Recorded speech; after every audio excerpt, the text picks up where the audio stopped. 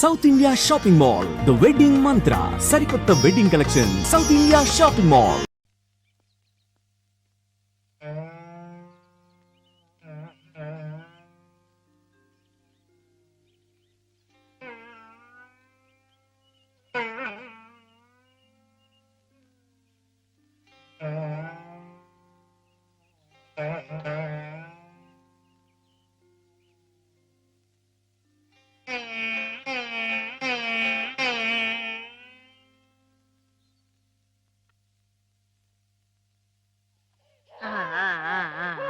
అయితే ఒక 2 నెలల్లో అమ్మాయిని తీసుకెళ్ళొచ్చన్నమాట. ఇంప్రూవ్మెంట్ చూస్తే అలాగే అనిపిస్తుంది. నమస్కారం నమస్కారం అమ్మా. ఆమెను పిలిపిస్తాను, కూర్చోండి. హేమ పరిస్థితి మెరుగైందని విన్నాను. అంతా నీ చలవే మాధవ. నాదే ఉందండి, అంతా పయోడు దయ. హలో మాధవ. నమస్కారం డాక్టర్ గారు. ఎక్కడయ్యా? అయ్య బాబాయ్, ఇక్కడ అండి. ఏమిటి సంగతి? ఇది improve isn't it? Yes doctor.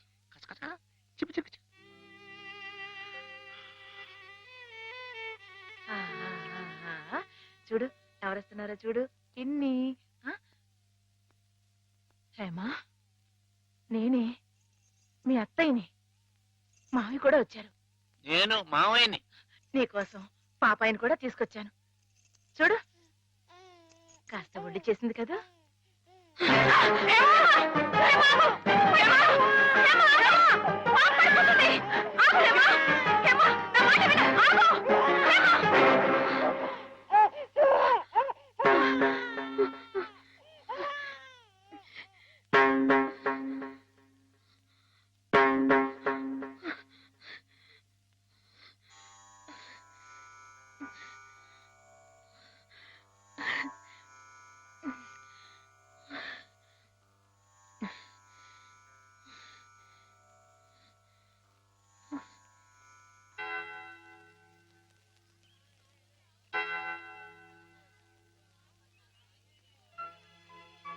పాపం తెచ్చి నాకు అప్పగించిందంటే తన వస్తువుల్ని, తన మనుషుల్ని గుర్తుపడుతున్నమాటే కదా సరస్వతి. నిజమే.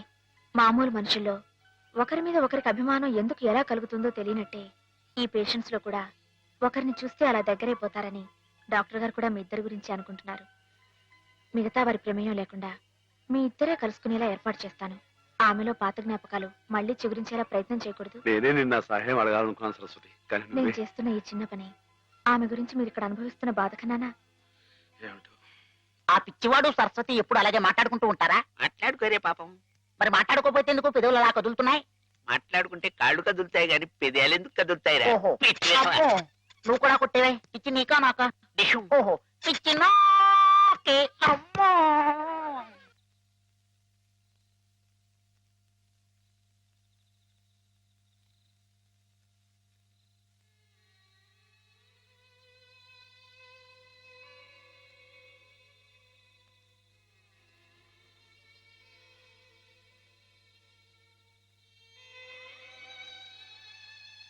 ఇందాక నువ్వు ఆ పాపనిచ్చేవి, ఇదిగో నా దగ్గరే జాగ్రత్తగా ఉంది. కానీ పాప బుజ్జోటం లేదు. నువ్వు వచ్చి పడతావా?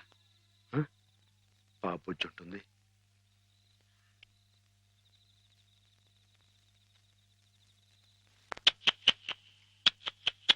చుక్కల్లారా చూపుల్లారా ఎక్కడమ్మా జావిరి.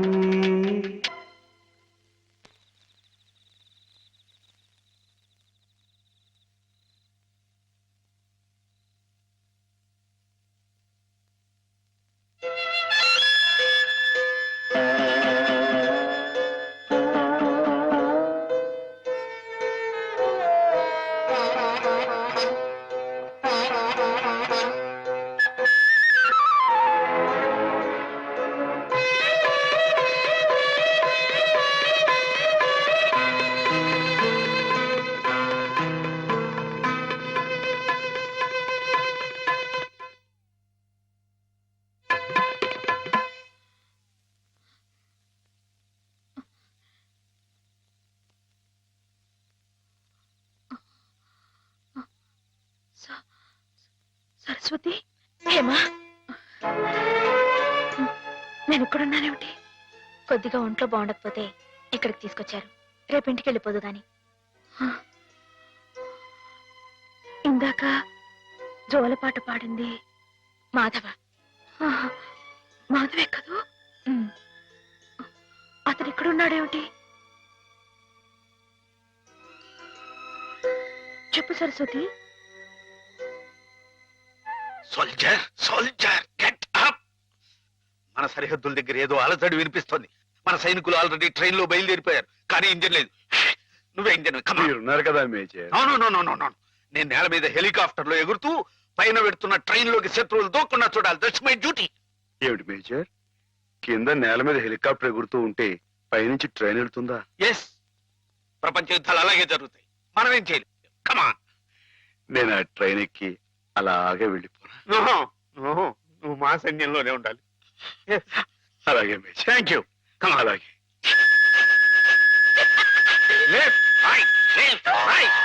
నీకోసం ప్రాణాలకు తెగించి అంత కష్టపడ్డాడమ్మా మాధవ.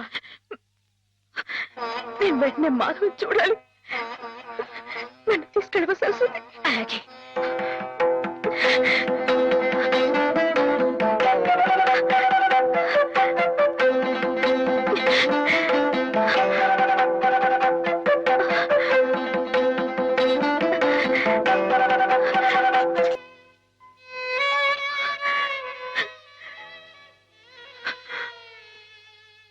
రైలు ఇట్ట ఆగిపోతే ఎట్ట?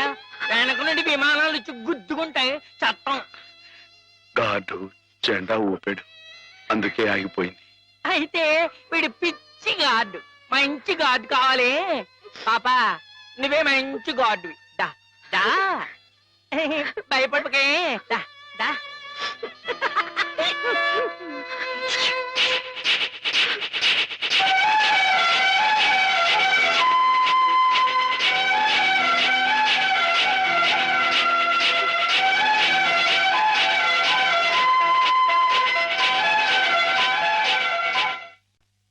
నాన్న, మా పెళ్లికి ముహూర్తం పెట్టించమని సిద్ధాంత్ గారికి చెప్పావా? అవునరా, బావ పోయి అప్పుడే ఏడాది కావస్తుంది.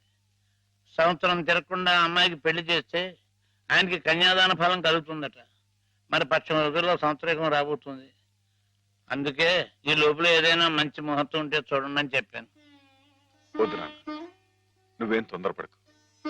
ఏమిట్రా, హేమకు పూర్తిగా నయమైపోయింది, రేపు ఇంటికి తీసుకెళ్లిపోవచ్చని కూడా చెప్పారుగా. ఏమైనా హేమన్ నాకు ఇచ్చి చేయడం న్యాయం కాదు. న్యాయం కాదా? అదేమిట్రా?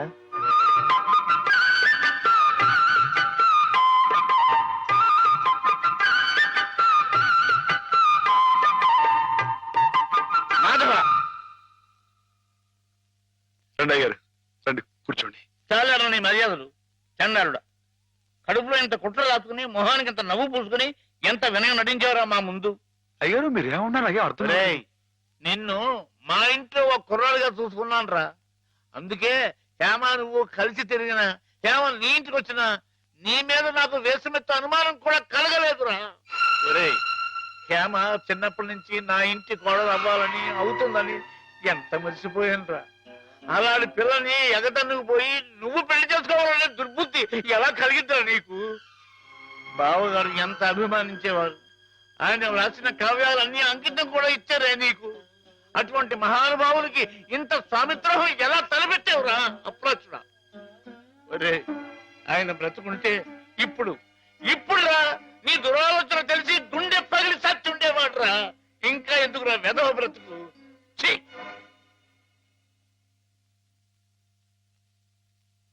వా, అంత పని చేశాండి ఎదవా, తప్పు కదండి. ఎరా, తెన్నింటి వాసాలు లెక్క పెడతావా? అసలు ఈ పుట్టగతులు ఉంటాయరా? ఇట్టండి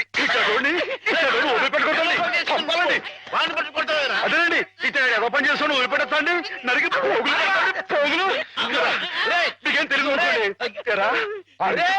అమ్మాయి గారి మీద నీకు నీకు పాడు బుద్ధలా కలిగిందిరా. నువ్వు మనిషిగా పశువురా, పశువు. మీరు చెప్పుకోవడంరా ఇలాంటి తప్పుడు చేస్తారు.